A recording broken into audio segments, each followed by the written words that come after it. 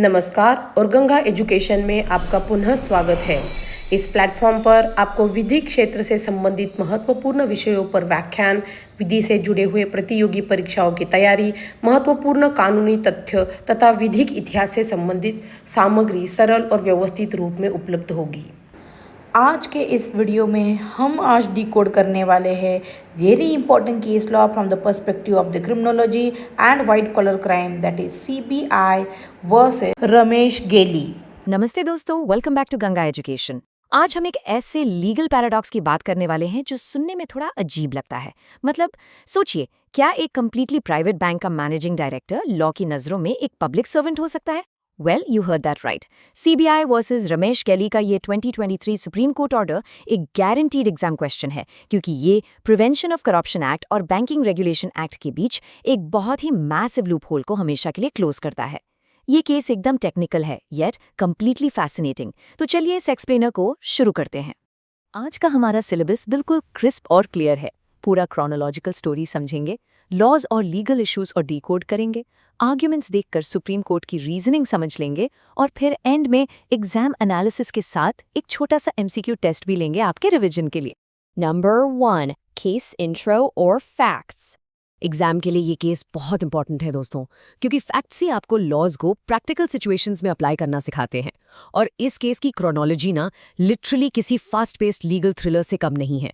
Story start होती है 2010s में, जब सीबीआई एक प्राइवेट बैंक के मैनेजिंग डायरेक्टर और एग्जीक्यूटिव डायरेक्टर के खिलाफ प्रिवेंशन ऑफ करप्शन एक्ट यानी पीसी एक्ट के अंडर चार्जशीट फाइल करती है।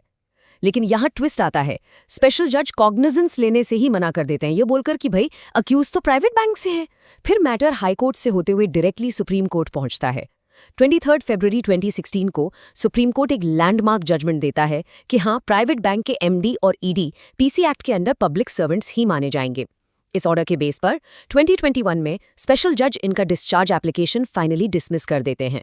अब अपना ट्रायल से बचने के लिए अक्यूज 2022 में सुप्रीम कोर्ट में एक क्लैरिफिकेशन एप्लीकेशन ले आते हैं, ताकि वो किसी टेक्निकल लीगल लूपहोल से पीसी एक्ट और आईपीसी सेक्शन 409 से बच सकें।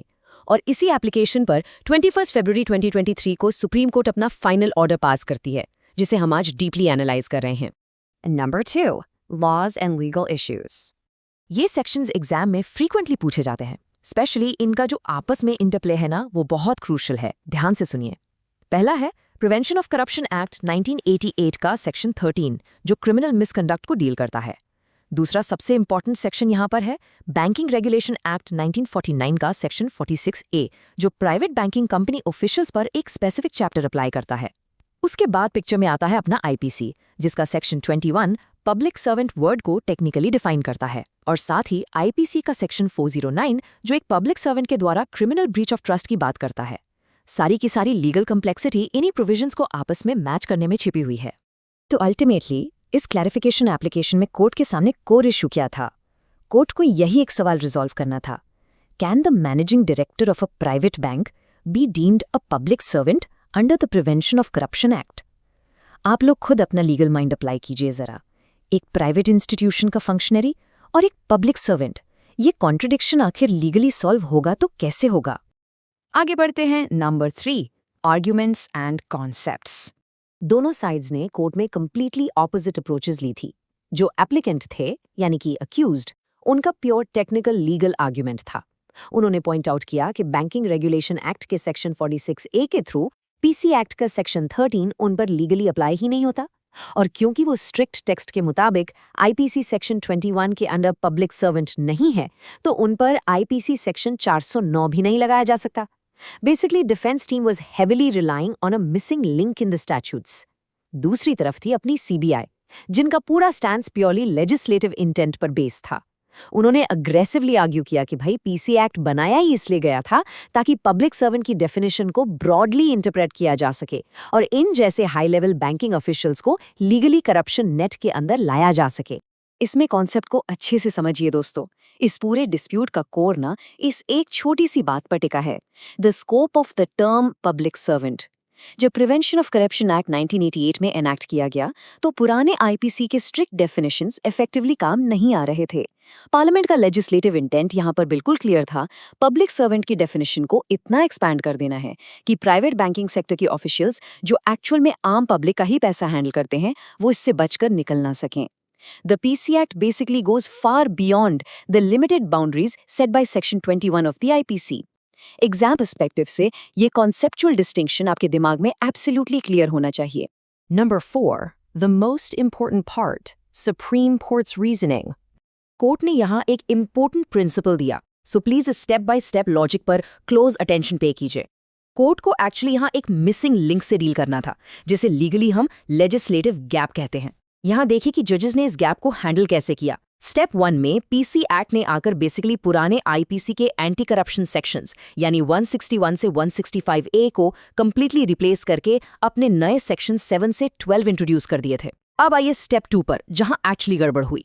लेजिस्लेचर पुराने बैंकिंग रेगुलेशन एक्ट के सेक्शन 46A को अप्रोप्रिएटली अपडेट करना ही मिस कर गया। वहां टेक्स्ट में नए पीसी एक्ट का नाम ऐड ही नहीं हुआ था। फिर स्टेप 3 में सुप्रीम कोर्ट क्लियरली एक्नॉलेज करती है कि हाँ, एक ड्राफ्टिंग मिस्टेक तो डेफिनेटली हुई है, ये एक क्लियर ओमिशन है। लेकिन फाइनली स्टेप 4 में कोर्ट स्ट्रिक्टली रिफ्यूज कर देती है। कोर्ट कहती है कि हम किसी छोटी सी ड्राफ्टिंग एरर की वजह से इस लॉ के इतने बड़े एंटी करप्शन पर्पस को ऐसे फेल थोड़ी होने देंगे। इस पॉइंट पर जस्टिस प्रफुल्ला सी पंत की ये लाइन बिल्कुल अथॉरिटी के साथ सुनने वाली है। उन्होंने कहा था, A law which is not shown ultra vires must be given proper meaning. Section 46A of Banking Regulations Act 1949 cannot be left meaningless and requires harmonious construction. ये कॉन्सेप्ट याद रखना दोस्तों, harmonious construction. जब लेजिस्लेचर ब्रॉडली दो अलग laws को sink करना textually भूल जाए तो वहाँ जुडिशरी आती है और वो उन लॉज को इस तरह से इंटरप्रेट करती है ताकि उनमें से किसी का भी लीगल मीनिंग डिस्ट्रॉय ना हो और दोनों स्टैट्यूट्स लीगली हार्मोनियसली एग्जिस्ट करें। और इसी आधार को और स्ट्रांगली एम्फसाइज करते हुए जस्टिस रंजन गोगोई ने क्लियर किया था कि जब पीसी एक्ट का लेजिस्लेटिव इंटेंट इतना अनइक्विवोकली क्लियर था कि उन्हें करप्शन को रोकना ही है, तो वहां कोर्ट ओपनली अपनी हेल्पलेसनेस एक्सप्रेस नहीं कर सकती। हम एक टेक्निकल ओमिशन को बहाना बनाकर पूरे एंटी करप्शन फ्रेमवर्क को डिफीट नहीं होने दे सकते। बेसिकली उनका पॉइंट था कि जुडिशियल पावर स्पेसिफिकली एग्जिस्ट ही इसलिए करती है to logically fill up these intended gaps. Number 5. Final judgment and impact. तो उस एप्लीकेशन का एक्चुअल आउटकम क्या रहा? फैसला एकदम क्रिस्प और स्ट्रेट फॉरवर्ड था। Application dismissed. The supreme court found absolutely no justification कि 2016 के उस पुराने जजमेंट में कोई भी ऑल्टरिंग या एडिशनल क्लैरिफिकेशन की जाए। यानी अब ठीक से क्लियर हो गया कि प्राइवेट बैंक के managing directors strictly legally PC act के अंडर पब्लिक सर्वेंट्स ही माने जाएंगे and simply put they will have to face trial. कोई बचाव नहीं है। ये केस हमें ये प्रिंसिपल देता है कि डॉक्ट्रिन ऑफ हार्मोनियस कंस्ट्रक्शन आखिर कितना पावरफुल जुडिशियल टूल हो सकता है। इस अकेले कॉन्सेप्ट ने literally section 46A of BR act को मीनिंगलेस होने से पूरी तरह बचा लिया। दूसरा इंपॉर्टेंट प्रिंसिपल यहाँ ये रीइंफोर्स हुआ कि ब्रॉडली जब लेजिस्लेटिव इंटेंट क्लियर हो तो वो हमेशा इन टेक्निकल ड्राफ्टिंग एरर्स पर हैवी ही पड़ता है। साथ ही एक छोटा सा कैच भी क्लैरिफाई किया गया था कि अक्यूज्ड पीसी एक्ट में तो डेफिनेटली पक्का पब्लिक सर्वेंट है, बट आईपीसी 49 की नैरो डेफिनेशन के अंडर वो पनिश होगा या नहीं ये स्पेसिफिकली आगे ट्रायल कोर्ट एग्जामिन करेगी। और ट्रायल में आपको पता है गिल्ट प्रूव करने के लिए प्रॉपर एविडेंस एक्ट अप्लाई होगा, चाहे वो पेपर ट्रेल्स या डॉक्यूमेंट्स के फॉर्म में आपका डायरेक्ट एविडेंस हो या फिर सस्पिशियस फाइनेंशियल बिहेवियरल पैटर्न्स पर बेस्ड सर्कमस्टेंशियल एविडेंस हो। कॉन्सेप्चुअली दोनों तरीके की एविडेंसेस की लॉ में इक्वल इंपॉर्टेंस होती है फाइनल कन्विक्शन के लिए। इस जजमेंट का डायरेक्ट इंपैक्ट ये होने वाला है कि फ्यूचर में प्राइवेट बैंक फ्रॉड्स में top executive officials anti corruption mechanism से अब इतनी आसानी से एस्केप नहीं कर पाएंगे। बाय द वे, अगर आपको ऐसी ही केस लॉ सिंप्लीफाइड चाहिए, सब्सक्राइब जरूर करें। आखिरी section number 6. Exam analysis and MCQs. As a law professor अगर मैं पर्सनली इस जजमेंट को एग्जाम पर्सपेक्टिव से एवैल्यूएट करूं तो इसकी सबसे बड़ी स्ट्रेंथ स्ट्रिक्टली यही है कि ये लॉजिकली प्राइवेट बैंकिंग के करप्शन लूपहोल्स को रिगरसली ब्लॉक कर देता है। न्यूआंस आपको बेसिकली ये समझना है कि पब्लिक सर्वेंट टर्म दोनों ही एक्ट्स में एग्जिस्ट करता है, यानी आईपीसी में भी और पीसी एक्ट में भी, बट उनकी legal gravity and strict with एकदम अलग अलग है। और एग्जाम टिप ध्यान से सुन लीजिए, जुडिशरी एग्जाम्स या CLAT PG मेंस में जब भी ये स्पेसिफिक टॉपिक आए तो आंसर में सिर्फ और सिर्फ पीसी एक्ट लिखकर आगे मत बढ़ना। हमेशा अपना मार्क्स बढ़ाने के लिए section 46A of banking regulation act को वहां लिंक जरूर करना।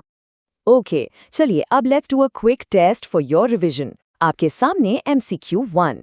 Which doctrine did the Supreme Court use to interpret Section 46A of the Banking Regulation Act in CBI versus Ramesh Kelly? Options हैं A. Pith and Substance, B. Harmonious Construction, C.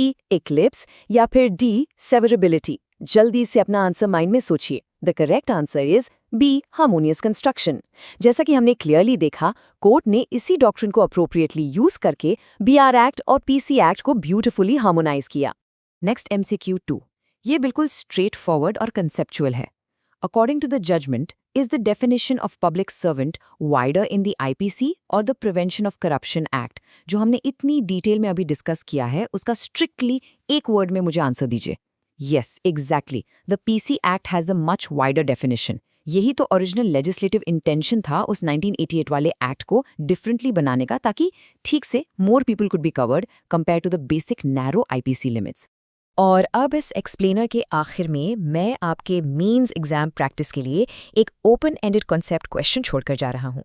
Question is, judicial interpretation can not defeat legislative intent. आपको इस perfectly written statement को discuss करना है in light of the Supreme Court's ruling in CBI versus Ramesh कली.